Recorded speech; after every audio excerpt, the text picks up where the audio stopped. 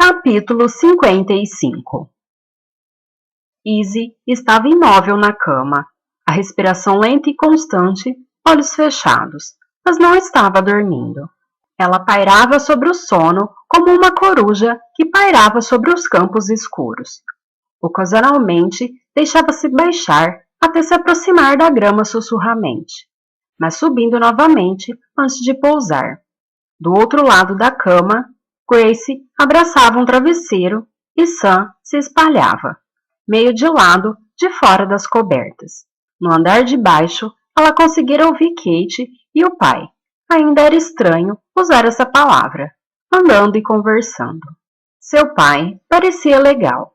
Izzy se lembrava de poucas coisas a respeito dele, de antes.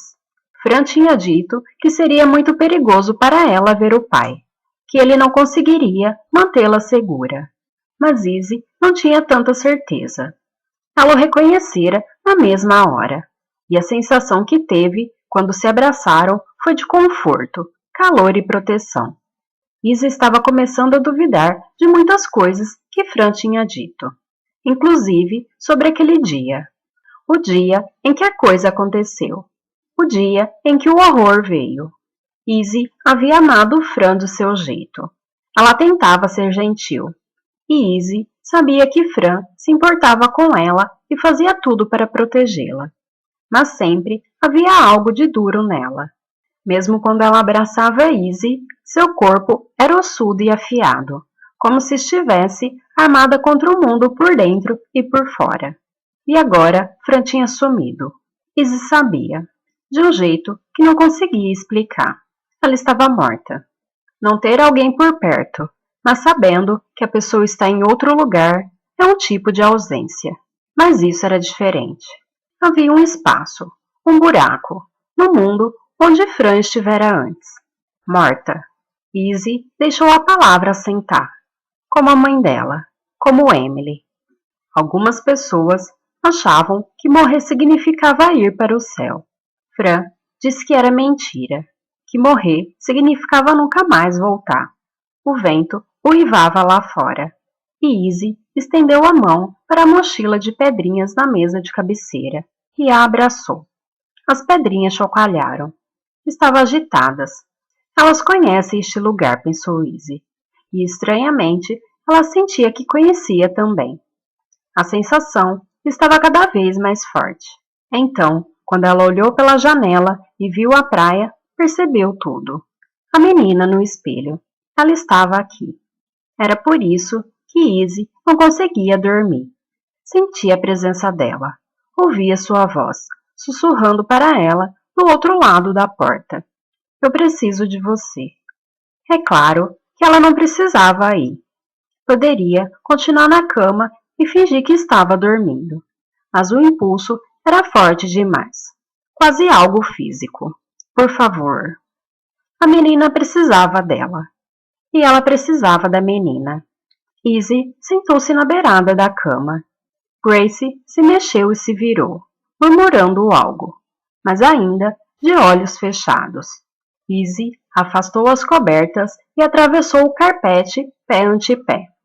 Ela chegou à porta do quarto e abriu devagar. O banheiro ficava à esquerda do corredor. Atravessou o espaço escuro, a luz do andar de baixo produzindo uma penumbra. Raciocinou que não importava muito se a ouvissem andando. Pensaria que estaria indo ao banheiro. Ela caminhou pelo carpete macio. Chegou à porta e entrou. Encostou-a atrás de si, sem fechar.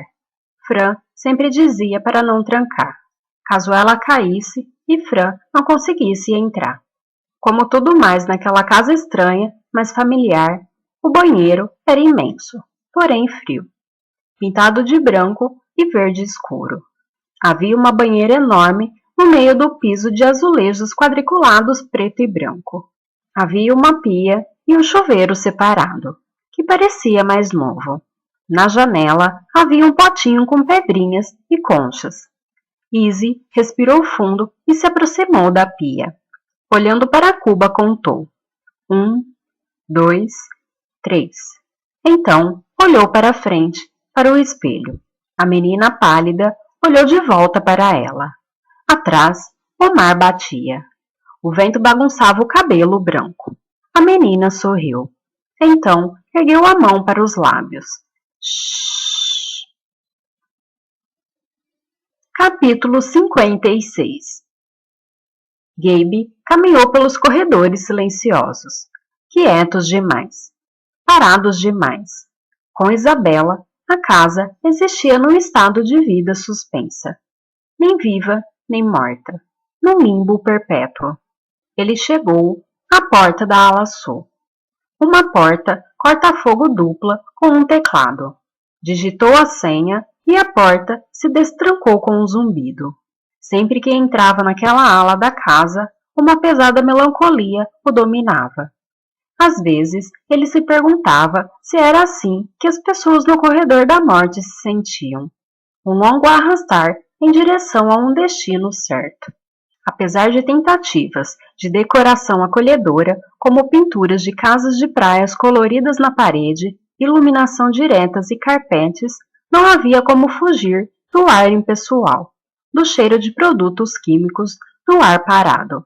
Ele se pegou desejando de novo, de ter forças para libertar Isabela de uma vez por todas, mas não tinha. Sentia muito medo das consequências e não estava disposto a assumir a responsabilidade pela vida dela. Que direito ele tinha de determinar como e quando ela deveria ser interrompida? Justo ele? Gabe passou pela cozinha, pela despensa, por um banheiro pequeno. Havia 2 quartos ali, onde as enfermeiras dormiam, mas as portas estavam abertas e os cômodos vazios. No andar de cima havia um quarto extra, um banheiro e um quarto principal, onde Isabela dormia. Ele subiu as escadas devagar, parando a cada degrau, ciente de que estava apenas adiando o inevitável. Por fim, chegou ao quarto dela. Gabe hesitou, esperando que alguma coisa, qualquer coisa, o impedisse de entrar. Um toque do celular, o teto caindo, a terra se abrindo sobre seus pés. Mas não havia nada, apenas a imobilidade tensa da casa. Ele empurrou a porta e entrou. A menina pálida estava sentada perto da orla. Izzy hesitou por um momento e então se sentou ao lado dela. O mar estava agitado hoje. Ondas escuras e brávias se erguiam formando pequenas montanhas, antes de se jogarem com força na areia. A ventania bagunçava o cabelo das duas, um claro, o outro escuro. Mas Izzy não sentia frio. Ela não sentia nada quando estava aqui. Ambas ficaram sentadas em silêncio. Então a menina pálida falou. Ele está por perto. O homem de areia? A menina assentiu. Quem é ele? Morte, salvação. Um homem, o começo do fim. Ele veio aqui uma vez, muito tempo atrás. Levou um pedaço da praia de volta com ele. E agora eu consigo senti-lo o tempo todo, como uma nota dissonante cada vez mais alta. Ele é mau? A menina se virou. Izzy percebeu que era a primeira vez que ficava tão próximas. A menina era bem mais velha do que ela esperava. Não era uma menina, na verdade, mas ainda infantil de alguma forma. Você sabe o que o espelho faz? Reflete? Inverte tudo. Não existe bom ou mal. Depende de que lado do espelho você está. Izzy pensou em Fran, em como a amava, mas como às vezes também sentia medo dela. Acho que entendi. Miriam costumava me contar 2 histórias sobre um homem de areia. Numa, ele espalhava areia nos olhos das crianças para fazê-las dormir e lhe dar lindos sonhos. Na outra, roubava os olhos delas, os 2 lados do espelho. O doador de sonhos, o ladrão de olhos. Que horror! É como esse lugar, continuou a menina. Aqui estou a salvo da escuridão, mas quanto mais tempo eu passo aqui, mais corro o risco de me perder. Izzy olhou para o oceano, com as suas ondas pretas e prateadas. O céu estava pesado, repleto de fúria contida. Não entendi. Você se lembra da primeira vez em que nos encontramos? Easy tentou lembrar. Procurou na mente. Estreitou os olhos. Não. Parece que vem aqui desde sempre. Você era bebezinha, mas criamos uma conexão. Você me manteve presa aqui. A vida. Isso tornou minha existência suportável, mas não é mais o bastante. Por quê? O que vai acontecer se você ficar? Do que você acha que a praia é feita? Easy olhou em volta. A praia era de cascalho que se transformava em areia perto da água. Pedrinhas? Areia? A menina pálida ergueu a mão. O vento atravessou seus dedos, e as pontas deles se desfizeram em grãos finos que caíram na praia. É isso que esse lugar faz, depois de um tempo. Isa encarou horrorizada. O que eu posso fazer? Me ajude a ir embora. Com uma amiga, acho que não vou sentir tanto medo. Você é minha amiga? Izzy olhou nos olhos da menina pálida.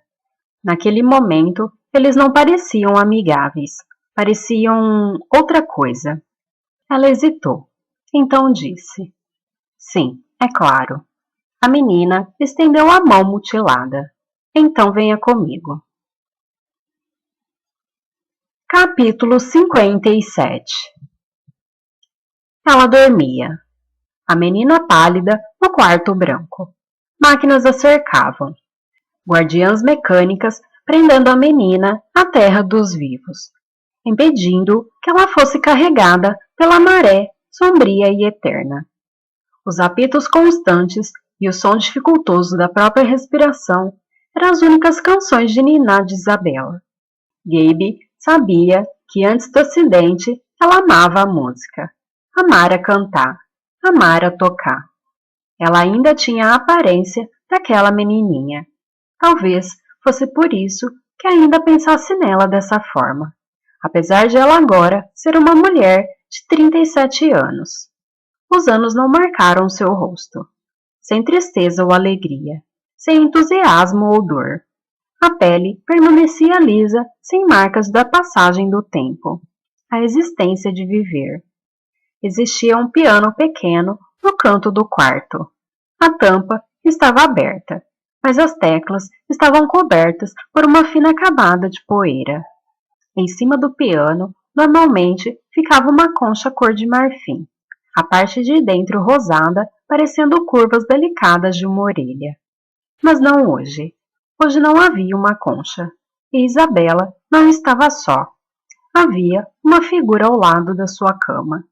O cabelo grisalho era curto.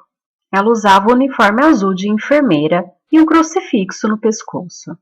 Sua cabeça estava baixa, como se ela estivesse rezando. As máquinas zumbiam e apitavam. Olá, Miriam, disse Gabe. Ela ergueu a cabeça devagar. Gabe, que surpresa! Mas ela não parecia surpresa. Parecia resignada e um pouco cansada. Gabe parou ao pé da cama. Eu precisava de um lugar para ficar por um tempinho. Bem, é claro, a casa é sua. E sua. Eu agradeço. Ele deu a volta na cama e se sentou na outra cadeira. Como está Isabela? Uma pergunta inútil, porque a resposta era sempre a mesma. Está bem. Está tão bem quanto possível. Nós a mantemos limpa e confortável, e às vezes eu rezo. Gabe assentiu, e ela encostou no crucifixo. É por isso que você está aqui? Percebi que não há outras enfermeiras. Em geral, sou só eu. Sou perfeitamente capaz de cuidar dela. É claro. Olha, Miriam, acho que você deveria saber que houve uma pequena mudança de circunstâncias. Por isso, faltei à visita de ontem. Ah, é? Encontrei Izzy. Sua filha? Ela regalou os olhos e apertou a cruz com força. Sim, ela está viva? Sim. Minha nossa, que maravilha! Mas como? É uma longa história. Ele fez uma pausa. Envolve um grupo chamado As Outras Pessoas. Ela franziu a testa e meio que balançou a cabeça. Não sei o que significa. Eles dizem oferecer justiça àqueles que perderam entes queridos, que acabaram decepcionados com as sentenças expedidas pelos tribunais. Olho por olho, dente por dente. Gabe hesitou. Alguém pediu a integrantes desse grupo que assassinassem minha esposa e minha filha, como uma forma de punição pelo que eu fiz com Isabela. Ela o encarou. Perdão, mas isso me parece um pouco exagerado. Quem faria uma coisa dessas? Alguém que estivesse com raiva, amargo, de luto? Quer dizer, Charlotte? Eu também pensei nisso no início. Mas não acho que faça o estilo de Charlotte. Ela já tinha me punido como queria. Além disso, ela morreu antes de Izzy nascer. Então quem? Há quanto tempo você trabalha aqui? Mais de 30 anos. Você cuidou de Isabela esse tempo todo, sem dúvida, com total devoção. Deve se importar muito com ela.